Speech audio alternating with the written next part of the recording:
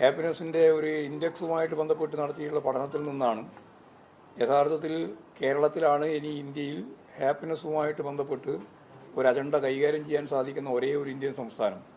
പട്ടിണി കിടക്കുന്ന ഒരാൾക്ക് ഹാപ്പിനെസ്സിനെ പറ്റി പറഞ്ഞിട്ട് കാര്യമില്ലല്ലോ. ഇന്ന് രാത്രി എവിടെയാണ് അന്തി ഉറങ്ങേണ്ടത് എന്നതിനെപ്പറ്റി ആലോചിച്ച് തെരുവിലും പിടിയക്കോലായിലും നിൽക്കുന്നവരോട് ഹാപ്പിനെസ്സിനെ പറ്റി പറഞ്ഞിട്ട് കാര്യമില്ലല്ലോ. അതുപോലെ ഒരു രോഗം വന്നാൽ എന്ത് ചികിത്സ, ഒരു ചികിത്സയില്ല. വിദ്യാഭ്യാസത്തിൻ്റെ ഭാഗമായിട്ട് സ്കൂളിൻ്റെ വരാന്ത കാണുന്നേയില്ല തലമുറകൾ തന്നെ. അങ്ങനെയുള്ളവരോട് ഹാപ്പിനെസ് പറഞ്ഞിട്ട് കാര്യമില്ല. അപ്പോൾ മൗലികമായ പ്രശ്നങ്ങൾക്ക് പരിഹാരം കാണാൻ സാധിച്ച ഒരു സംസ്ഥാനം എന്ന രീതിയിൽ കേരളത്തിന് നമുക്ക് ഹാപ്പിനെസ് ഫെസ്റ്റിലേക്ക് കടക്കാം.